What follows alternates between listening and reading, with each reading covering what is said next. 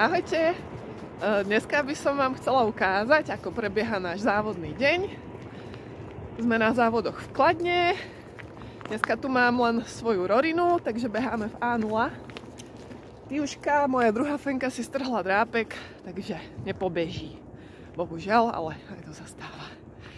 Ja na závody chodím obvykle aspoň tak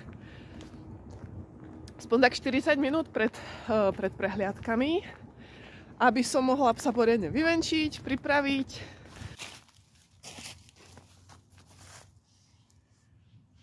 Takže rozcvičku pred samotným behom sa snažím robiť mimo halu, pretože mi príde občas, že je tam dosť málo miesta, takže radšej ideme na prechádzku a robíme to počas prechádzky.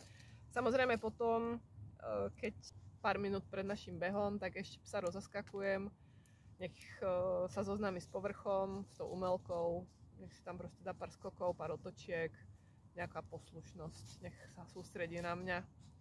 No a takú hlavnú rozcvičku robím na tej prechádzke a ukážem vám, čo približne robíme. Roro!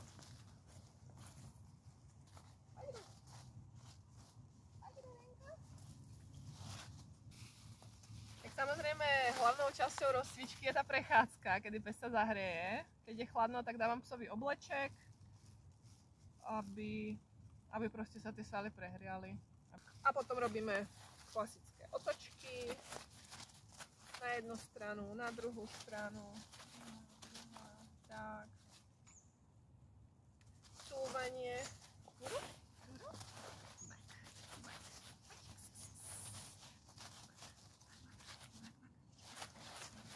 Dobre.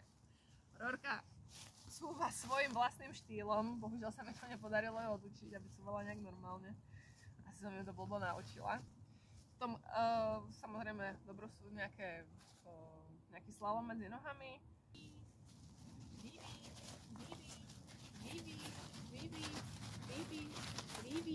Áno, dobre. Zmeny pozícií.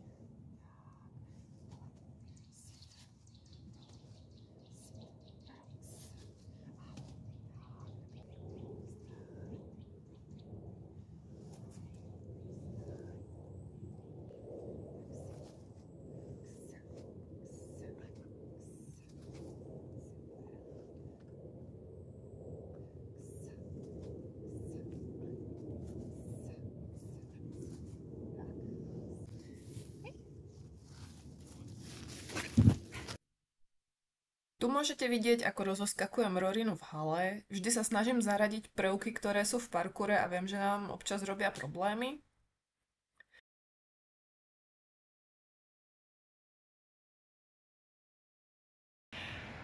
Tak za sebou máme prvý beh. Prekvapivo Rorinka je prvá, ale tak sú to nulky, že? Netočila mi úplne, jak som si predstavovala, takže domáca úloha, točenie.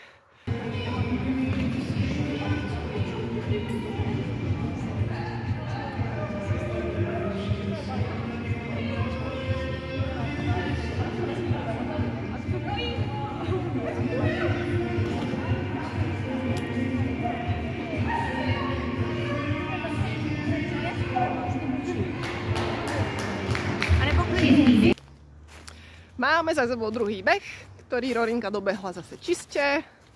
Nič nezhodila, pekne točila jak mala. Ja som bola trošku pomalejšia asi, ale nevadí, zvládli sme to.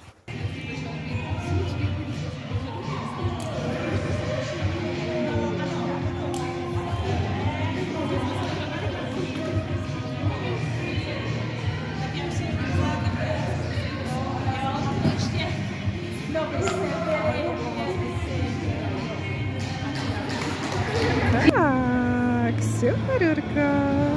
Super. Máš pamošček? Poď, poď. Dobre. Po závodoch vždy ešte psi venčím, ideálne niekde v prírode. Proste nech si to tiež užijú. Nech to nie je len, že sú v aute, zabehnú a to je všetko. Proste nech z toho majú tiež nejaký zážitok. No a Okrem toho teda, že po závodoch ideme na tú prechádzku, tak robím so psom ešte stretching. Pekne ponaťahujem. A video o stretchingu, tak to nájdete u mňa na kanáli, keď pohľadáte.